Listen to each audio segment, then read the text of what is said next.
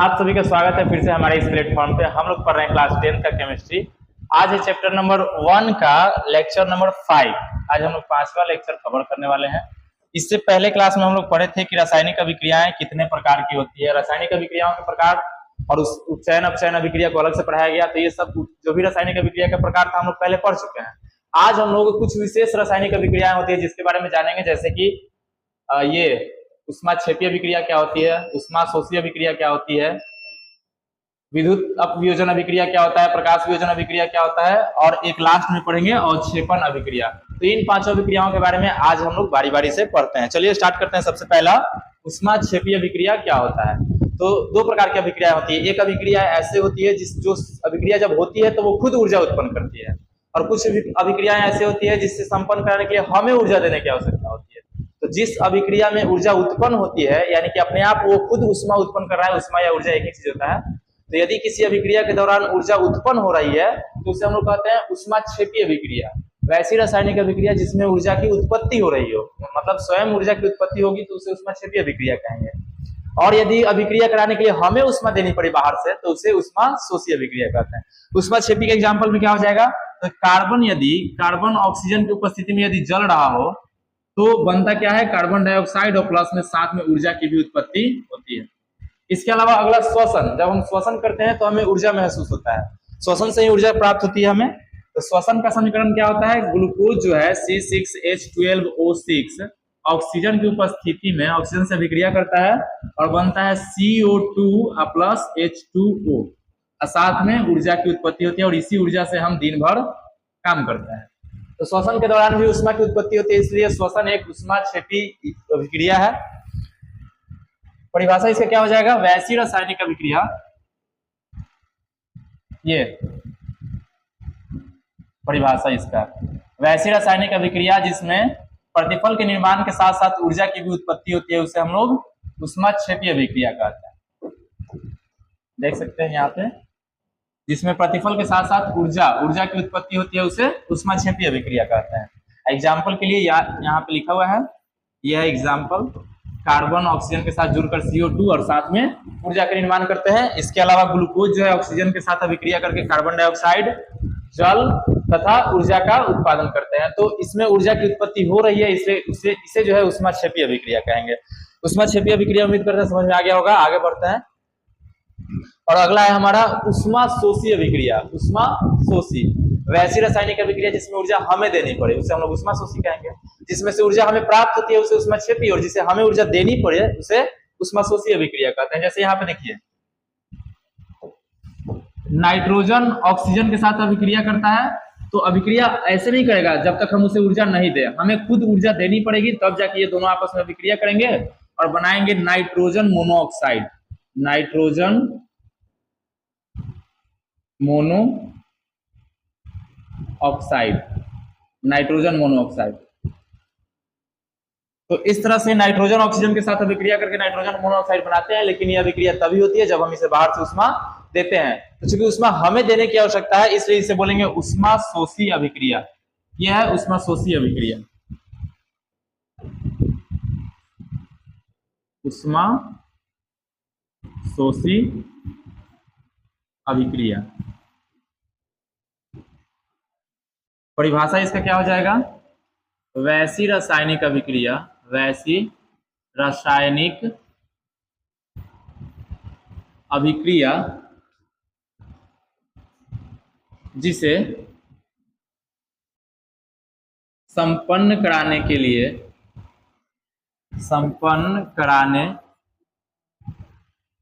लिए बाहर से उष्मा की आवश्यकता होती है। बाहर से उष्मा, बोलिए चाहे बोल सकते हैं ऊर्जा, उष्मा या ऊर्जा की आवश्यकता होती है, उष्मा या ऊर्जा की आवश्यकता होती है, उष्माक्षेपी अभिक्रिया कहलाती है। उष्माशोषी अभिक्रिया कहलाती है। उष्माशोषी अभिक्रिया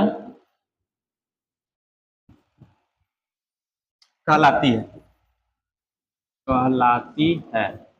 वैसी रासायनिक अभिक्रिया जिसे संपन्न करने के लिए बाहर से उष्मा देने की आवश्यकता होती है उसे उष्माशोषी अभिक्रिया कहेंगे।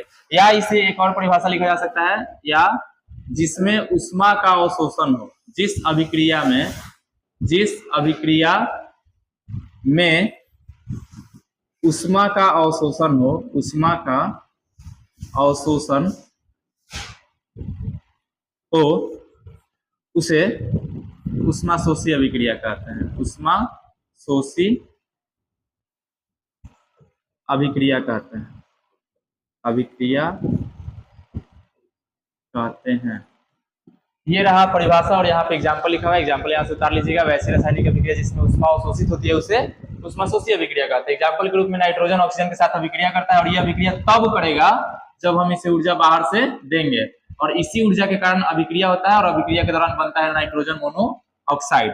तो उष्माशोषी और उष्माक्षेपी में सीधा सीधा अंतर समझ में आ रहा होगा। जिसमें से ऊर्जा उत्पन्न होती है उसे उष्माक्षेपी, और जिसे हम ऊर्जा देते हैं उसे उष्माशोषी अभिक्रिया कहते हैं। आगे बढ़ते हैं हम लोग, और अगला है हम लोग का विद्युत वियोजन अभिक्रिया। विद्युत वियोजन अभिक्रिया, तो कुछ पदार्थ ऐसे होते हैं जिनमें धारा प्रवाहित कराने पर, यानी कि विद्युत धारा प्रवाहित कराने पर वो अपने आयनों में विभक्त हो जाते हैं, यानी कि टूट जाते हैं, और इस प्रकार की अभिक्रिया को हम लोग कहते हैं विद्युत वियोजन अभिक्रिया। एग्जाम्पल के लिए देखिए, यहाँ पे जल जो है, जब जल में हम विद्युत धारा प्रवाहित कराते हैं, जल में विद्युत धारा प्रवाहित कराते हैं, तो जल का H2 यानी कि हाइड्रोजन गैस अलग हो जाता है और ऑक्सीजन अलग हो जाता है, और इसे हम लोग बोलते हैं विद्युत वियोजन अभिक्रिया।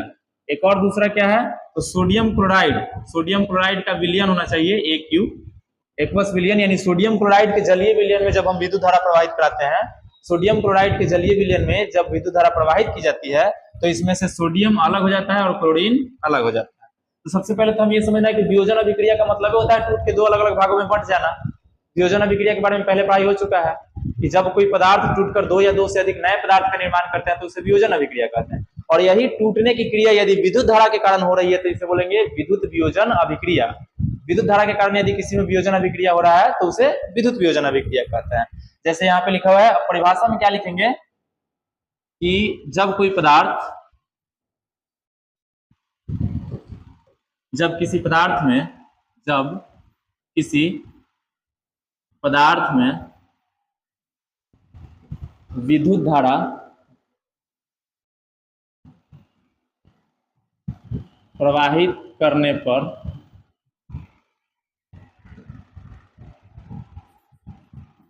वह अपघटित हो जाता है, अपघटित हो जाता है, तो इस अभिक्रिया को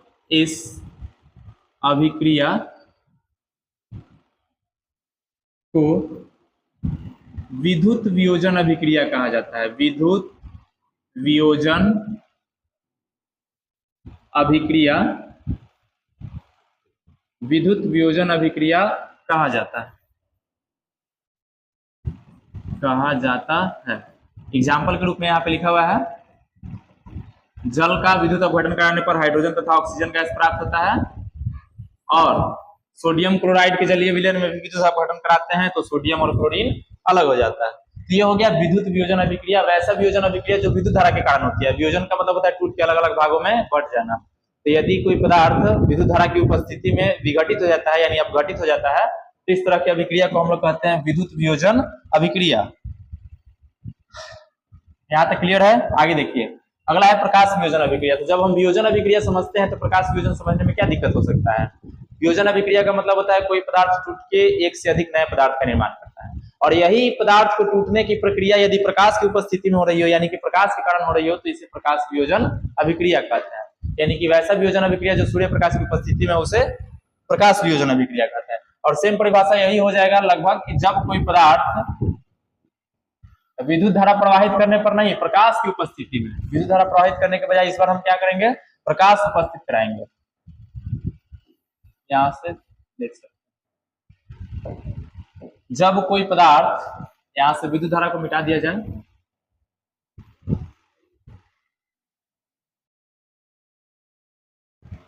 जब कोई पदार्थ प्रकाश की उपस्थिति में, जब कोई पदार्थ प्रकाश की उपस्थिति में अपघटित हो जाता है तो इस अभिक्रिया को हम लोग कहते हैं प्रकाश वियोजन अभिक्रिया।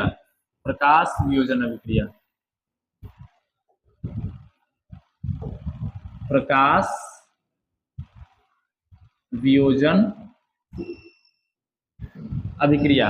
जब कोई पदार्थ प्रकाश की उपस्थिति में विघटित होता है तो इस तरह की अभिक्रिया को प्रकाश वियोजन अभिक्रिया कहते हैं। एग्जाम्पल देखिए यहाँ पे सिल्वर क्लोराइड, इसका नाम है सिल्वर क्लोराइड। एक मिनट, सबसे पहले इसको जो है नीचे कर लेते हैं, जगह कम है। जी इसमें से बताओ, यहां से बस नाम लिख देते हैं इसका सिल्वर क्लोराइड। Silver chloride.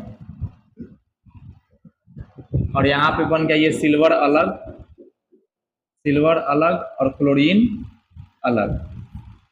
तो सिल्वर क्लोराइड पर जब सूर्य प्रकाश पड़ता है, सिल्वर क्लोराइड पर जब सूर्य का प्रकाश पड़ता है तो सिल्वर अलग हो जाता है और क्लोरीन अलग हो जाता है, और इस अभिक्रिया को हम लोग कहते हैं प्रकाश वियोजन अभिक्रिया। और अगला एक और एग्जांपल है सिल्वर ब्रोमाइड। सिल्वर ब्रोमाइड पर जब प्रकाश पड़ता है तो सिल्वर अलग और ब्रोमीन अलग हो जाता है, इसको हम लोग बोलेंगे सिल्वर ब्रोमाइड। Silver bromide. ये हो गया हमारा प्रकाश वियोजन अभिक्रिया के उदाहरण। यहाँ पे सिल्वर ब्रोमाइड में टूटकर जो है सिल्वर और ब्रोमीन बनता है, इतना तो लिखने की जरूरत होगा नहीं। आगे बढ़ते हैं, और ये यहाँ से ये था विद्युत वियोजन, विद्युत धारा के कारण जो होता है, और ये प्रकाश वियोजन जो प्रकाश की उपस्थिति में वियोजन अभिक्रिया होती है। अब एक और अभिक्रिया लास्ट बच गया है, वो है अवक्षेपण अभिक्रिया। तो कभी कभी क्या होता है कि जिस बर्तन में हम रासायनिक अभिक्रिया करा रहे होते हैं, उस अभिक्रिया के दौरान बनने वाले कुछ प्रतिफल ऐसे होते हैं जो जल में घुलनशील नहीं होते, बल्कि जाके उस बर्तन के पेंदी में बैठ जाते हैं, और इस बर्तन के पेंदी में बनने वाले अवक्षेप के कारण ही इस अभिक्रिया का नाम रखा जाता है अवक्षेपण अभिक्रिया। जैसे कि यदि किसी बर्तन में अभिक्रिया हम कराएं किसी चीज का, और अभिक्रिया के फलस्वरूप कुछ पदार्थ नीचे आके पेंदी में बैठ गया, तो जो पेंदी में आके बैठा है पदार्थ उसे बोलेंगे अवक्षेप। अवक्षेप। और इसी अवक्षेप के बनने वाले अभिक्रिया को हम लोग कहते हैं अवक्षेपण अभिक्रिया। वैसी रासायनिक अभिक्रिया जिसमें अवक्षेप का निर्माण होता है उसे हम लोग अवक्षेपण अभिक्रिया कहते हैं। ये कोई बड़ी चीज है नहीं। वैसी रासायनिक अभिक्रिया, वैसी रासायनिक अभिक्रिया, वैसी रासायनिक अभिक्रिया जिसमें अवक्षेप का निर्माण हो, अवक्षेप का निर्माण हो, उसे अवक्षेपण अभिक्रिया कहते हैं। अवक्षेपण अभिक्रिया कहते हैं। एग्जाम्पल के लिए क्या हो जाएगा, अवक्षेप का निर्माण होने वाले अभिक्रिया को ही अवक्षेपण अभिक्रिया कहते हैं। जब हम कोई अभिक्रिया करा रहे हैं और कुछ पदार्थ जाके नीचे पेंदी में बैठ गया बर्तन के, तो उस पेंदी में बैठे पदार्थ को अवक्षेप कहते हैं, और इस अवक्षेप निर्माण होने वाली प्रक्रिया को ही हम लोग कहते हैं अवक्षेपण अभिक्रिया। एग्जाम्पल के लिए देखिए यहाँ पे यह है सोडियम सल्फेट। Sodium sulphate.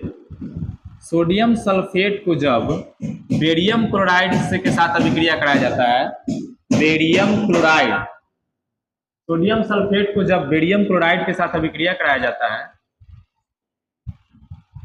तो बनता है सोडियम क्लोराइड। Sodium chloride. और इस सोडियम क्लोराइड के साथ साथ बेरियम सल्फेट का, इस जो है सोडियम क्लोराइड के साथ बेरियम सल्फेट का, बेरियम सल्फेट का अवक्षेप बनता है। यहाँ पे अभिक्रिया के दौरान लास्ट में अगर तीर का चिन्ह नीचे की ओर दिखाई दे तो समझिए कि वो एक अवक्षेप बन के जो है नीचे पेंदी में बैठ जा रहा है। अवक्षेप का निशान यही होता है, तीर चिन्ह नीचे की ओर, मतलब वो अवक्षेप है। यहाँ पे देखिए ये सोडियम क्लोराइड, सोडियम क्लोराइड, और ये हो गया silver nitrate. Silver nitrate. Sodium chloride silver nitrate के साथ अभिक्रिया करके सोडियम नाइट्रेट, सोडियम नाइट्रेट तथा सिल्वर क्लोराइड का अवक्षेप बनाते हैं। Silver chloride. सिल्वर क्लोराइड का अवक्षेप बनाते हैं। तो इस तरह की अभिक्रियाओं को हम लोग अवक्षेपण अभिक्रिया कहेंगे, क्योंकि इसमें अवक्षेप का निर्माण हो रहा है। यहाँ भी अवक्षेप का निर्माण हुआ, ये अवक्षेप है, और यहाँ भी अवक्षेप का निर्माण हुआ, और इन दोनों अभिक्रियाओं को हम अवक्षेपण अभिक्रिया कहेंगे, क्योंकि अवक्षेप का निर्माण होना ही अवक्षेपण अभिक्रिया कहलाता है। तो एक बार हम फिर से रिपीट करते हैं जो जो अभिक्रियाओं के बारे में आज हम पढ़े हैं। आज तो जल्दी ही खत्म हो गया, कुछ ज्यादा बड़ा था नहीं। ऊष्माक्षेपीय अभिक्रिया, वैसी रासायनिक अभिक्रिया जिसमें से ऊष्मा की उत्पत्ति हो रही हो या फिर ऊर्जा की उत्पत्ति हो रही हो, उसे ऊष्माक्षेपीय अभिक्रिया कहते हैं। एग्जाम्पल के लिए हो गया, कार्बन ऑक्सीजन के साथ जलता है तो ऊर्जा उत्पन्न। वैसे किसी भी प्रकार का दहन होता है तो ऊष्मा की उत्पत्ति होती है, तो जितना भी दहन है सब हमारा ऊष्माक्षेपीय अभिक्रिया होगा। इसके अलावा श्वसन हमारा ऊष्माक्षेपीय अभिक्रिया है।